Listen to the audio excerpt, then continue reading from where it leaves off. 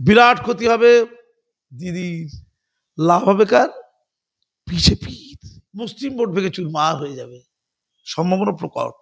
কি করে বলছি? হুমায়ুন কবিরকে যারা মূর্খ ভাবছে, আপনারা মূর্খের স্বর্গে বাস করছেন, তাতেই সাবধান হয়ে যান, বড় কিছু ঘটে যাবার আগে। জব জব জুলমি জুলম করেগা।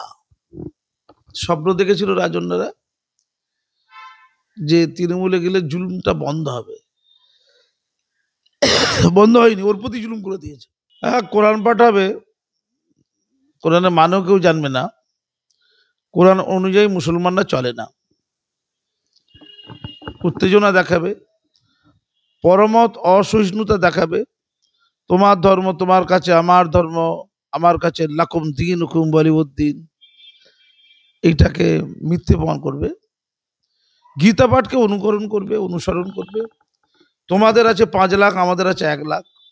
তবে একটুখানি ভুল হয়ে গেল, বাংলায় মুসলমানরা হচ্ছে 1/3, তার মানে 5 লাখের 1/3 কি হয়? 1.5 লাখ তো হয়। এটা কি 1.5 লাখ একটু বেশি হয়? 5-এর 1/3 1 লাখ বললো কেন? ও তো 1.5 লাখ বলতে পারতো। আমি হুমায়ুনকে বলে দেবো এখন যে কম্পিটিশনটা করলে পুরো মাত্রায় করো, আর ওই তুমি কেন 1/3 যাবে, তোমরা অন্তত হাফের দিকে এগো, অর্থাৎ 2.5 লাখের দিকে এগো। কারণ ওই ফিরহাদ হাকিম বলেছে, স্বপ্ন দেখেছে, আল্লাহর কাছে দোয়া করেছে, উনি এত বড় যে ইসলামকরণ করার জন্য যে দায়িত্ব নিয়েছে, আল্লাহ তো খুশ হয়ে গেছে না। বলেছে সেই দিন একদিন আসবে, ভাব পাচ্ছে, বলেছে অবশ্য ভাব পাচ্ছে, সে একদিন আসবে যখন উর্দুভাষী, মানে মুসলমান মানে উর্দুভাষী লোকের ধারণা আর কি, ওদের ধারণা এই বাংলায় মেজরিটি হবে। সেই দিন শুধু আমরা আবার 50% আর কি, মোর দ্যান 50% মেজরিটি হবে। তো সেই কথা মাথায় রেখে হুমায়ুন কবির তো ওটা 2.5 লাখ করতে পারতো। 1 লাখ কণ্ঠে গীতা পাঠ, 2.5 লাখ কণ্ঠে গীতা পাঠ হলে 2.5 লাখের একটু বেশি, তবে তো মেজরিটি হবে না। ওটা মাথায় মাথায় ড্র হয়ে গেল। 5 লাখ কণ্ঠে কার্তিক মহারাজ করেছেন। মাননীয় কি বলবেন? মাননীয় এক যোগ্য মোল্লা খুঁজে পেল। ভোটই যদি শেষ কথা হয়, জনাদেশই যদি শেষ কথা হয়, মানুষের আবেগ যদি শেষ কথা হয়, তাহলে জিন্দাবাদ কে? হুমায়ুন কবির। হুমায়ুন কবির কি পারেনি? হুমায়ুন কবির 30% সংখ্যালঘু হিন্দুদের মুর্শিদাবাদের ভাগীরথী জলে ভাসিয়ে দেবে বলেছিলেন, কিন্তু একটি কথা অস্ফুট রয়ে গেছে, ওটা কিছুদিন পর বলবেন। কারণ হুমায়ুন কবির কি বলবেন, কিভাবে বলবেন, আমি অন্তত জানি। কি? যারা তৃণমূল করে, যে মুসলমান যাদেরকে নওশাদ সরি কাসেম সিদ্দিকী, আলহাজ মৌলানা পীরজাদা কাসেম সিদ্দিকী, যিনি বলেছেন যারা যারা তৃণমূল পার্টি করে, যেসব মুসলমানরা, তাদের জানাজার নামাজ পড়া হারাম, নিষিদ্ধ, অর্থাৎ মৃত্যুকালীন যে শেষ নামাজ, অর্থাৎ ইসলামের তকমা পাওয়ার অধিকার তাদের কেড়ে নেওয়া হোক, সেই নামাজটা পড়া যাবে না তার নামে। জানাজার নামাজ, কবরে দেওয়ার আগে যে নামাজটা হয়। তো তাই যদি হয়, তার মানে হুমায়ুন কবির ওই পথে এগিয়েছে। যে হুমায়ুন কবির কিছুদিন আগে হলে কিন্তু আব্বাস সিদ্দিকী, নওশাদ সিদ্দিকী কিন্তু কাসেম সিদ্দিকীকে নিয়ে নিত, এদের নামগুলো সব এক টাইপের। আচ্ছা, আব্বাস নওশাদ কত নিতে পারে? আমি তো একটা কথা বলে দিই, সবচেয়ে দুঃখ কাজ জানো, মনে বড় ব্যথা নওশাদের। ও একলাই ছিল মুসলমানদের ত্রাতা, ওই মনে করতো আমি মুসলমানদের হোতা। আর আমরা একটু দুষ্টু লোক, সবসময় একটু কথা তো কিছু লুকোতে হয়, সব কথা বলে দিলে হয়। আমি বলে ফেললাম যে 6 মাস ধরে 2রা জুন থেকে 5 ডিসেম্বরের মধ্যে উম্মিদ পোর্টালে ওয়াকফ সম্পত্তি যেগুলো রেজিস্ট্রেশন করা আছে, ওয়াকফ পোর্টালে বৈধ ওয়াকফ সম্পত্তি, সেগুলোকে আপলোড করা, নথিভুক্ত করা, নথিকে সংযুক্ত করার কাজ করা দরকার ছিল। 6 মাস ধরে টাইম দিয়েছে, 6 মান্থ। তোমাদের ছেলে না বলেছে, আমি 6 মাস ধরে টাইম দিয়েছে। কে? সরকার। ওয়াকফ অ্যাক্ট 2025 অনুযায়ী উম্মিদ পোর্টালে, উম্মিদ অ্যাক্ট বলা হয়, সেই কাজটা করেনি পশ্চিমবঙ্গ সরকার, ওয়াকফ বোর্ড করেনি। আমি বলার পর, আমি মানে আমরা, আর কেউ বলেছে কিনা জানি না, আমি একলার নামেই বলতে পারবো, আমি বলার পর, হ্যাঁ আমি কাজী বাসুয়াতে বলার পর, আমি চমাতেই বলে আসছি। শেষ 15-20 দিন আগে আমি একটা তুমুল আক্রমণাত্মক টকশো করেছিলাম আমি, শুধু এইটার উপরে পোর্টালে আপলোড করার ব্যাপারে। তার একদিন পরে দেখলাম, একদিন বা দুদিন পরে মুখ্যমন্ত্রীর অমোঘ ঘোষণা যে রাত জেগে দ্রুততার ভিত্তিতে ওই ওয়াকাব আইন মেনে পোর্টালে আপলোড করতে হবে। তো আমি তুলেছিলাম মুখ্যমন্ত্রী নাহলে দায়ী, ওয়াকাব বোর্ড নাহলে দায়ী, অন্যান্য মুসলমানরাও নাহলে দায়ী, কিন্তু সবচেয়ে বড় দায়ী হচ্ছে নওশাদ সিদ্দিকী। হয় সে অশিক্ষিত, কোনো খোঁজ রাখে না, অথবা শিক্ষিত, জানে শয়তান, শয়তানি করতে পারে, চুপচাপ বসেছিল এতদিন ধরে। মানে একটা ধরুন মানুষ তিলে তিলে মারা যাচ্ছে, চিকিৎসা করবো না, মরে যাওয়ার পর বলবো আরে কি ব্যথা রে, তুই জানতিস, ওষুধ দিতে পারতিস তো, উদ্যোগ নিতে পারতিস তো, চপে টাকার খরচ নেই ওইসব লোকদের যারা কাঁদছে নাকি কান্না। নওশাদ ওই মুখ্যমন্ত্রী এই ঝটিকি শপথ শুরু করার আগে আমি তো মাসুম আক্তার বলেছিলাম, নিশ্চয়ই কানে এসছে, ও তো টুকলি করে আমাকে জানি, সে কিন্তু বিধানসভা চুপ ছিল, একটা কথা বলেনি। তাহলে এই দায় কি নওশাদের নয়? ও কি মুসলমানদের মসিয়া হতে পারে? এই মৌলিক প্রশ্ন আমি তুলেছিলাম। ও বিধানসভায় কি করছিল, কেন ধর্ণা দেয়নি, কেন প্রতিবাদ করেনি, কেন? ও শেষ প্রতিবাদ করেছে কদিন আগে, ওই 10 দিন আগে মুখ্যমন্ত্রী যখন বললো তারপরে প্রতিবাদ হলো। ও নাকি সুপ্রিম কোর্টে গেছে, সুপ্রিম কোর্টে প্রচুর লোক গেছে, তো সুপ্রিম কোর্টে কিন্তু হেরে গেছে, ওয়াকাফ আইন জিতে গেছে সুপ্রিম কোর্টে গিয়ে। সুপ্রিম কোর্টে গোহারা হেরে গেছে কারা?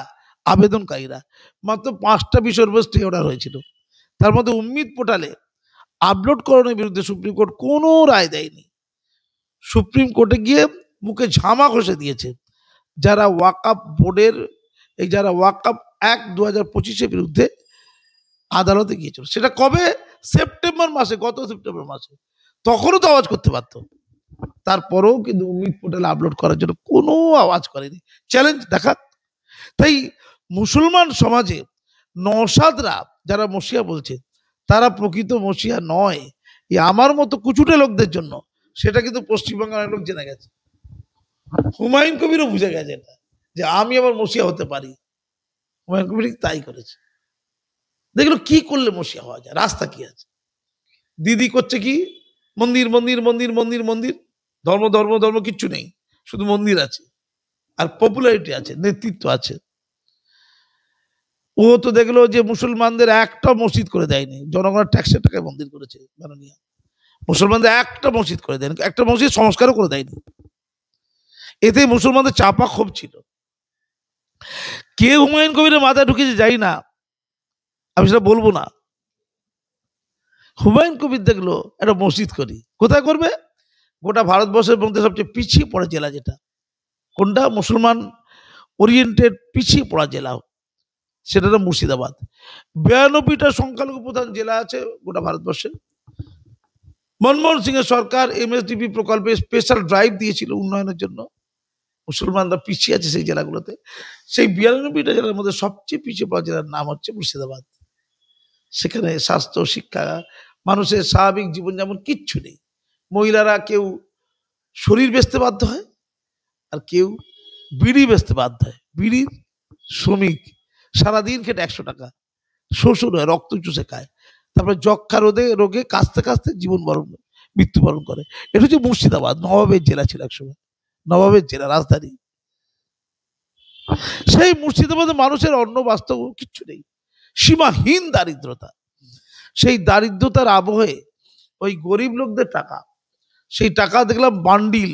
সে অর্পিতার কথা মনে পড়ে গেল, হ্যাঁ, অর্পিতার কথা মনে পড়ে গেল।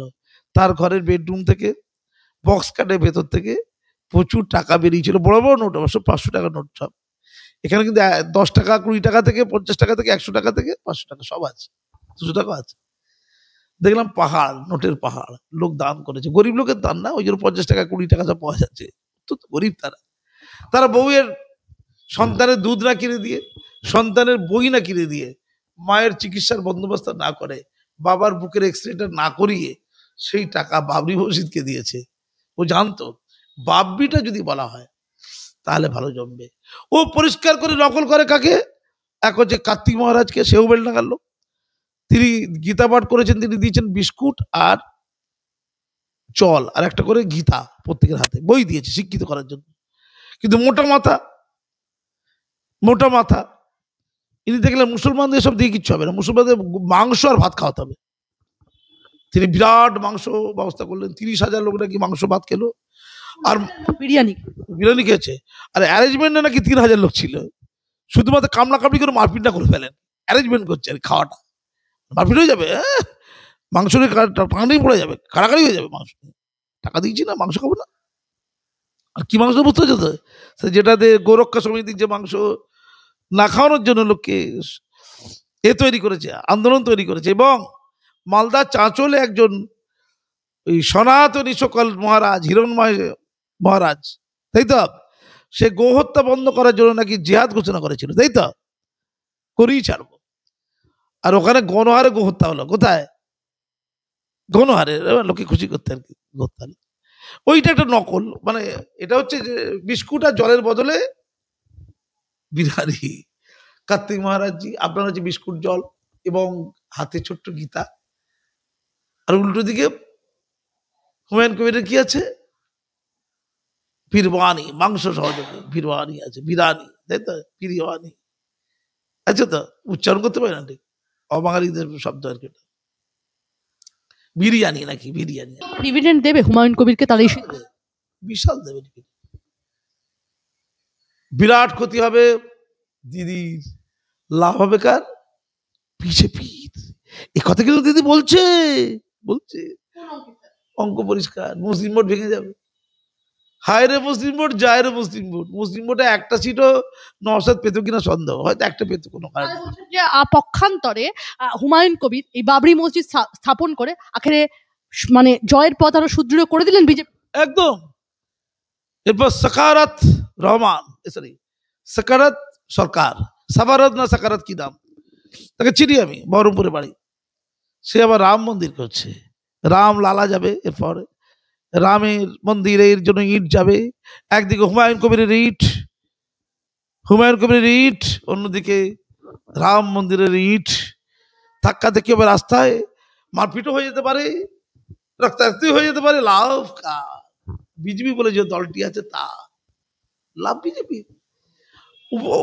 অপরদিকে মুসলিম ভোট ভেঙে চুরমার হয়ে যাবে, সম্ভাবনা প্রকট। কি করে বলছি, কি করে বলছি?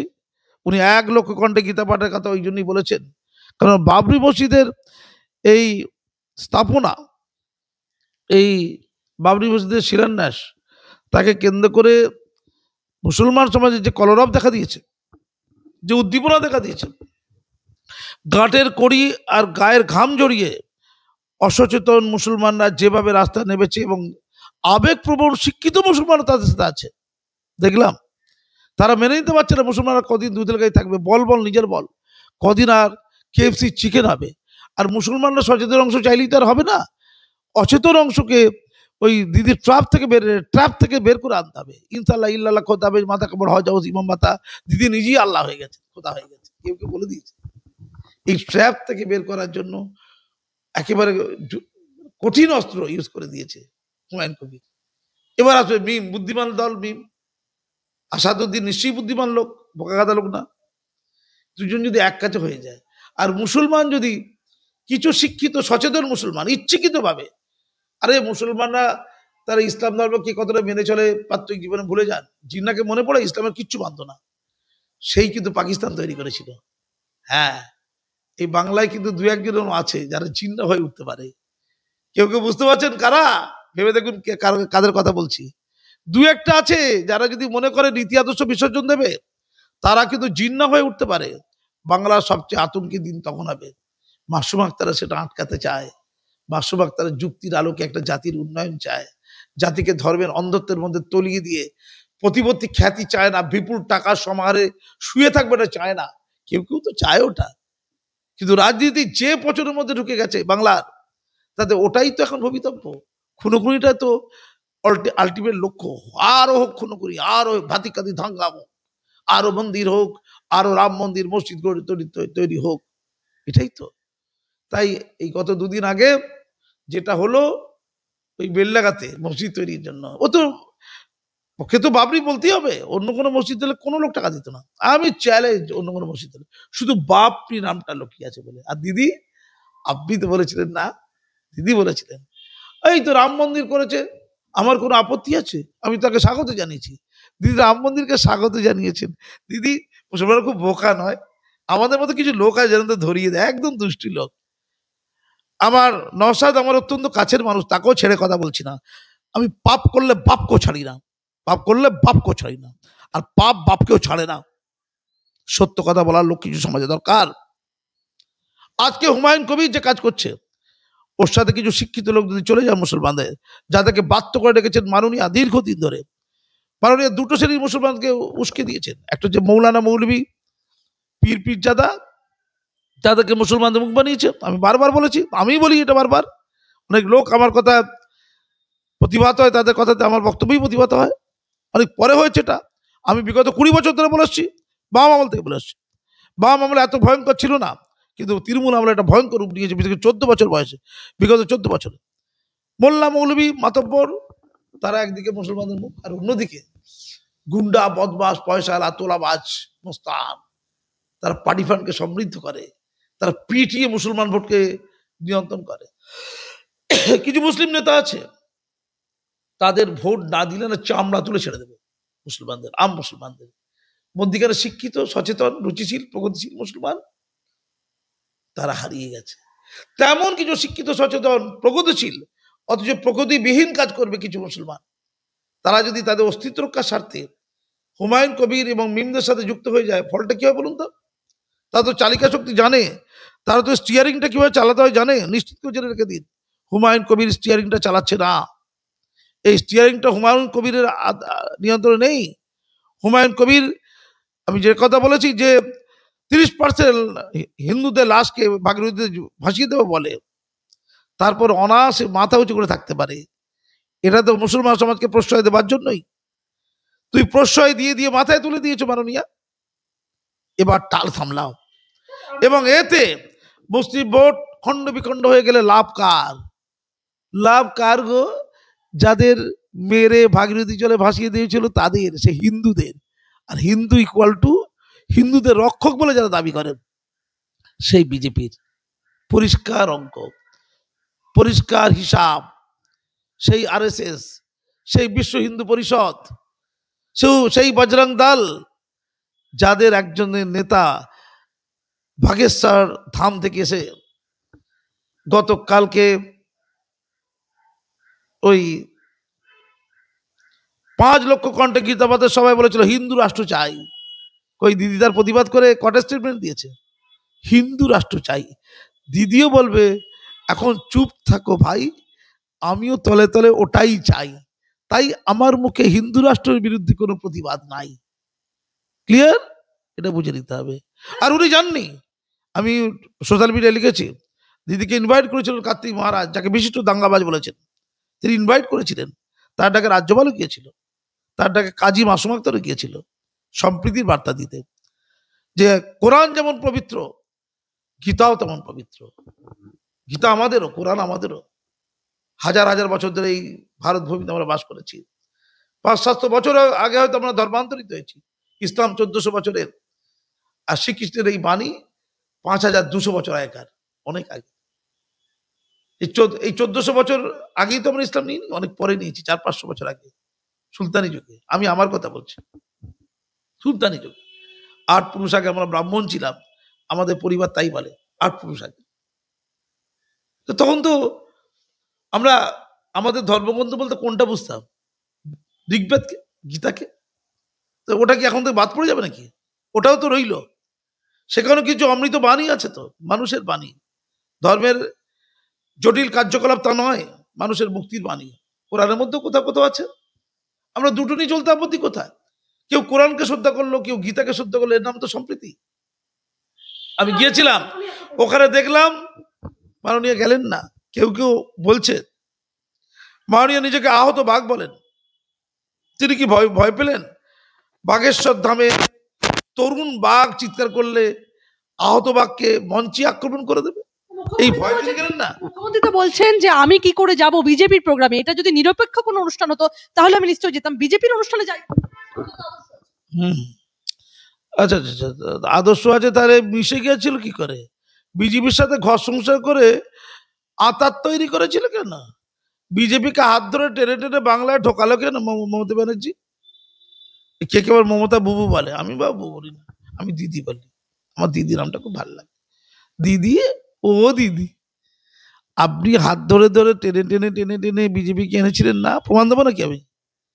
আপনি বিজেপির সাথে জোটে পাটে মন্ত্রিসভায় যাননি, আপনি বিজেপি মন্ত্রিসভার মন্ত্রী হননি, আপনি আপনার দলবল। তাহলে এত খারাপ বিজেপি যে তারা আছে বলে, তাদের লোকজন আছে বলে আপনি একটা ওই ওই গীতা পাঠের অনুষ্ঠানে যাবেন না? আপনার ধর্ম যেটা, যেখান থেকে আমি কোট করেন কথা, টুকরি মারেন যেখান থেকে কথা, শ্রী শ্রীকৃষ্ণকে আর পাত্তা দিচ্ছেন না বুঝি? শ্রীকৃষ্ণ সেই 5000 বছর আগেকারের মহান বাণী দিচ্ছে, আমি এখন বাণী দেবো। দিদি এখন নিজে বাণী দেয়, আধুনিক ধর্মের বাণী দিদি দেয়। শ্রীকৃষ্ণকে তাই থোড়াই কে আর দিদি, তাই কি?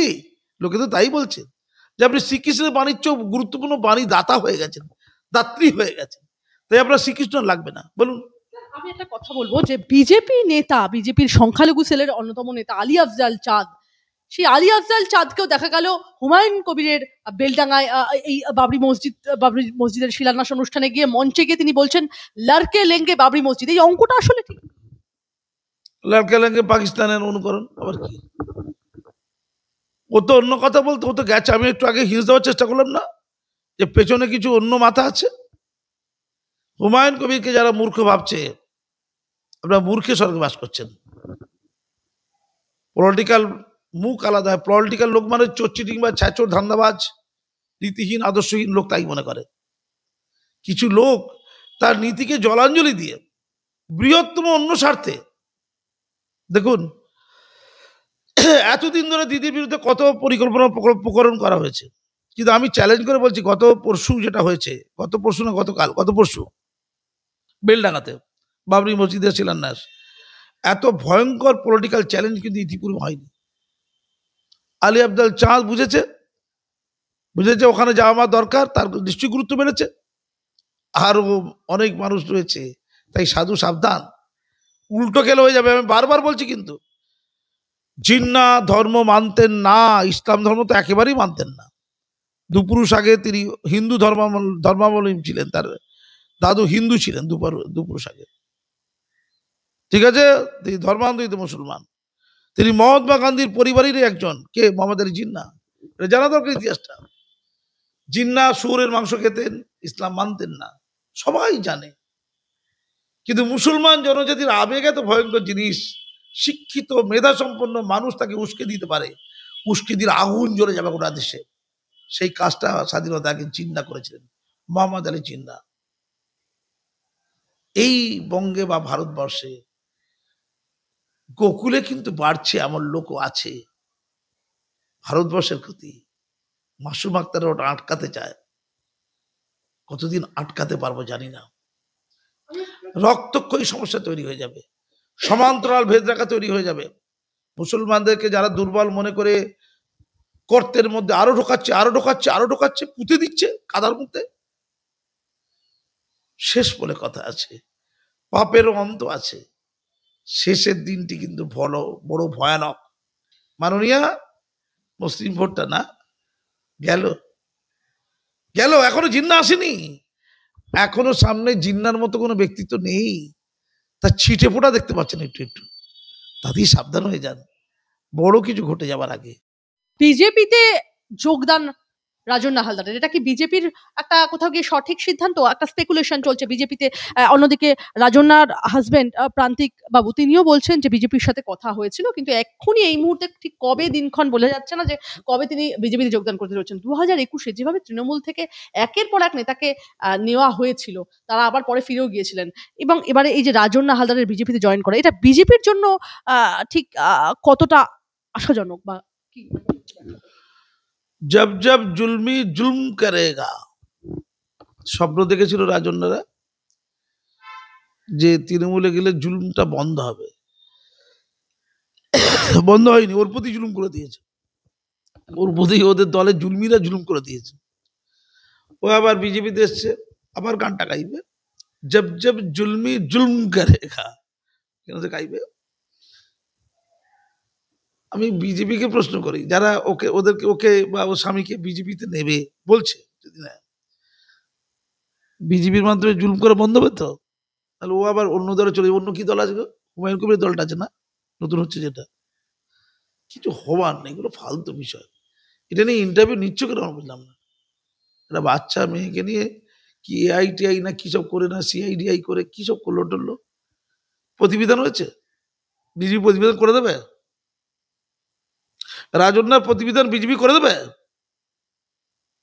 100 জনের বেশি বিজেপি করা মহিলাদেরকে 2021 সালে ইলেকশনের পরে ধর্ষণ করা হয়েছে বলে অভিযোগ। কজনের সমস্যার সমাধান হয়েছে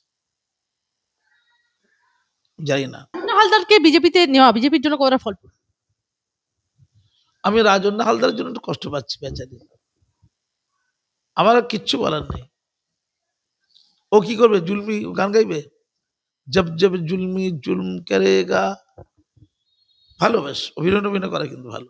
আমার সাথে ভাব আছে ওর, আমার সাথে ওর ভাব ভাব থাকলে কি বলা যাবে না? না না, বলেনি ভাব থাকলে কি বলা যাবে না? তুমি যদি আমার ইন্টারভিউ নিতে আসো আর আমি যদি স্বচ্ছ লোক হই, কাউকে ছেড়ে কথা বলবো না। নওশাদ সিদ্দিকীর সাথে আমার ভাব, কি হয় তাতে? সত্য বলা যাবে না? আসলে রাজন্যা সংকটে ভুগছে। ও তো পলিটিক্স করতো, ও ওই শাসক দল থেকে বেরিয়ে গেছে। বেরিয়ে যাওয়ার পর নিরাপত্তার প্রবলেম আছে, ওর অস্তিত্বের প্রবলেম আছে। বিজেপিতে যাওয়া ওর নিজস্ব নিরাপত্তা অস্তিত্বের জন্য, ওটার প্রয়োজন আছে, রাজন্যার জন্য প্রয়োজন আছে। ক্লিয়ার? একটু সংস্কৃতি জগতের লোক, বিজেপিতে বা সংস্কৃতির প্রতি একটা বিরাগ আছে, ঢুকবে, একটু সংস্কৃতিবান হবে, ভালো। এতদিন তৃণমূলের সঙ্গে ছিলেন রাজন্না হালদার, কিন্তু ভোটের মুখে বিজেপিতে যোগদানের আসল কারণ? ভিতর কিন্তু আক্তার আলী এসেছিল। তুমি আর আমাকে ফালতু পাকাচ্ছ, টিকিট পাওয়ার জন্য, ক্ষমতা পাওয়ার জন্য, দরকার তো। ভোটের মুখেই তো এসেছিল রাজীব বন্দ্যোপাধ্যায়রা, ভোটের মুখেই তো এসেছিল সব্যসাচীরা, ভোটের মুখেই তো এসেছিল সবুর বৈশাখীরা, ভোটের মুখেই তো সব আসে বেনজলের মতো, পরিযায়ী পাখির মতো। আর ভোট বিঁধলে টিকিট না পেলে কেটে পড়বে, টিকিট না পেলে কেটে পড়বে। আক্তার আলীরা টিকিট না পেলে তৃণমূলেই যাবে। ধন্যবাদ।